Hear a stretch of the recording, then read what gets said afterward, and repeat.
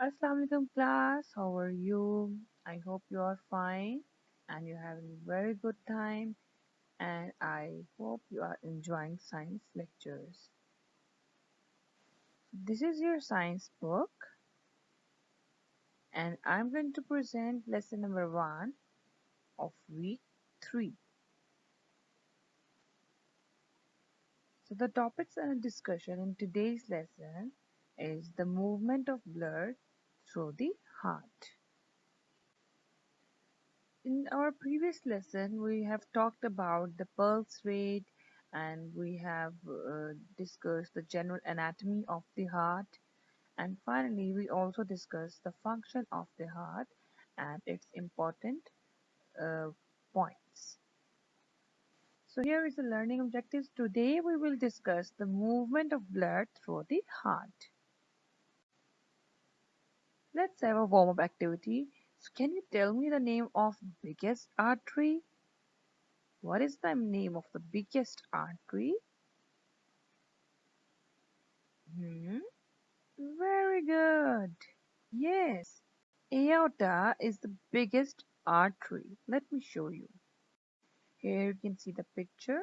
Aorta is the biggest artery and it receives blood from the left ventricle part, and it basically keeps the circulatory blood cells continuously moving, and its liquid that is known as plasma. Now come towards the main topic, which is the movement of blood through the heart. So when we talk about the movement of blood through the heart, the muscles of atria and ventricle have to contract. Let's have a look. Here you can see the picture. So I'm just going to go over the anatomy of the heart because you have to understand how the heart is laid out in order to understand how the blood flow. Okay, so let's go and take a look, and this is the heart you can see here in the picture, and we have split the heart into two sides, the upper chambers and the lower chambers. Okay, or you can see the right side and the left side. Here we have a superior vena cava and inferior vena cava as well, that we will discuss later, but for now you can uh, make sure that you understand that there are four chambers of heart: two upper chambers, which includes the right atrium and the left atrium, and two lower chambers, which includes the right ventricle and left ventricle. So what happens that muscle of the artery and ventricles have to contract to squeeze the blood through the heart. So they squeeze and then the blood flow through the heart. And both arteria contract together, and then both ventricles also contract. Now, as I have discussed earlier, that what is a valve? So it is um, a gate-like structure, you can say, or this is here just to prevent the wrong movement of blood flow. It allows the movement of blood flow in a right direction. Okay, so the valve stop the blood from going on in the wrong direction, and each time the heart beats, you hear a double sound like lub dub, lub dub, and so on. So this is how the sounds also created due to the contraction and of artericles, or sorry, due to the contraction of atrium and ventricles. So here we have a superior vena cava and inferior vena cava. You can see what a beautiful animation it is, and I found it for you so that you can enjoy the lecture, you can easily understand things. Okay, so what happens that the superior vena cava and the inferior vena cava, this strains blood into your right atrium. Okay, they strains blood into your right atrium. Here you can see the right atrium, and then we have our tricuspid valve over here. Okay, so which what happens, which let blood into the ventricle. So this is your right ventricle here. So this is how the cycle's gone on.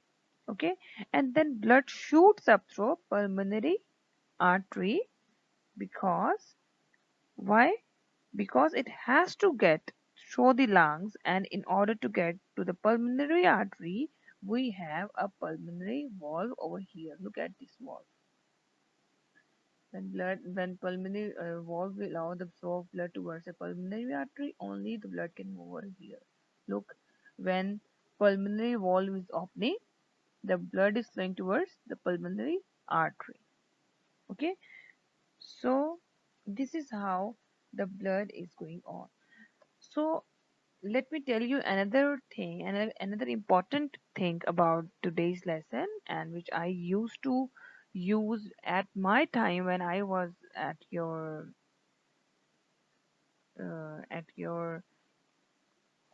side, or you can say when I was of your age.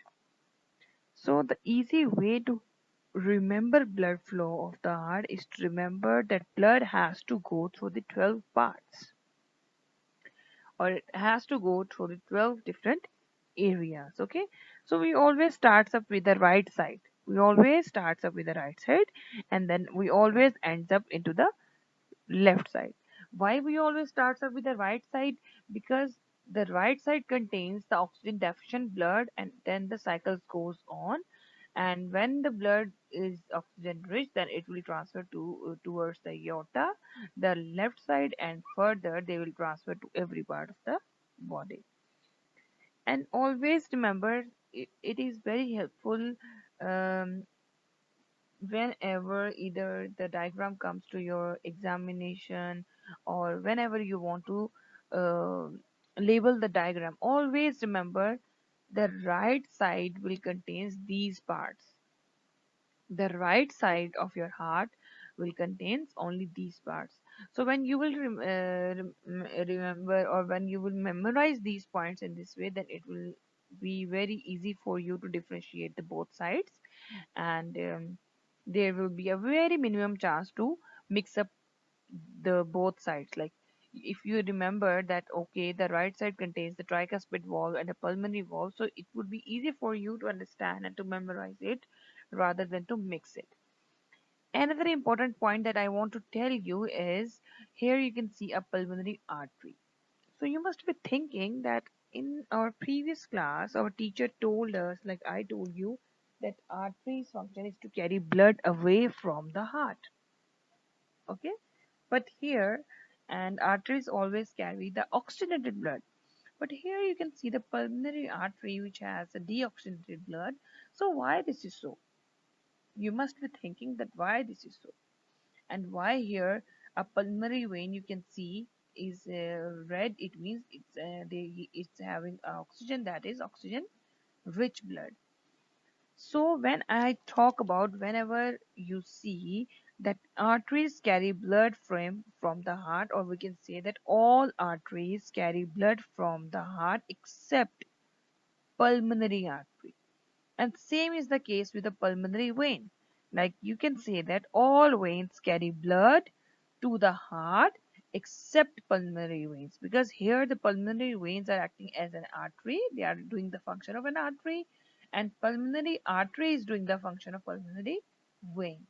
So try to clear this concept. Try to understand this little point when you will be reading or going through the lecture, because this is very confusing and very important as well. So that's why I thought that it would be better to clear it to you right now, so that it would be easy for you to understand. And why I chose this animation for you, so that you can easily observe the arrows, you can easily observe the animations when valve is opening, and what which thing is interlinked with another, and you can easily understand this circulation process, because it's a bit tricky to memorize the human circulatory system, but I tried my level best to make it easy for you. So I hope you will understand. So what happens, that blood enters the heart through the two large veins, as I have just told you, the inferior vena cava and the superior vena cava. And what happens? They emptying the oxygen and poor blood from the body into the right atrium. As I was just told you, we always start up with the right side because right side will get the oxygen that will, the right side will get the blood that will be deficient in oxygen, and then finally we will pass it on towards the left side. And the pulmonary vein empties oxygen rich blood from the lungs into the left atrium, and then the cycle goes on. So this is the picture or a diagram from the book in which we can see the atria fill with blood. And what happens when atria filled with blood? The valves open. Okay, so when the atria are full of blood, the muscles of the atria squeeze the blood through the valves into the ventricle. So as we have just discussed in our first slide after the main content, that what happens, the muscles of the atria and ventricle have to contract to squeeze the blood through the heart. Okay, so more blood begins to fill the atria. The ventricles are now full of blood. Now ventricles are also full of blood. The muscles of the ventricles contract, and this causes the valves to close with such force that a noise is made. And that noise is basically a love sound. Okay, the first sound. And now further what happens, the contraction of the ventricles forces the blood into the arteries, and the two arteries also contain valves. After the blood has left the ventricles, their valves are now closed. So with such a force that another noise is made, that is a dub sound. So this is how the love and dub sound is creating or producing. Okay, so I hope this is very easy for you to understand, and you will be enjoying whenever you will um, watch this video and you will observe the animation. It is very helpful for you. You can easily understand each and every point. So this is your assignment of week 3, lesson 1. You need to read page number 18 to 22, and you will learn and write question answers number 4 to 6, page 28. Let's have a look.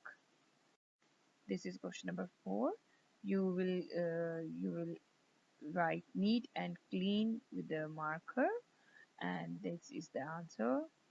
This is question number 5. This is question number 6, and here is the wrap-up slide.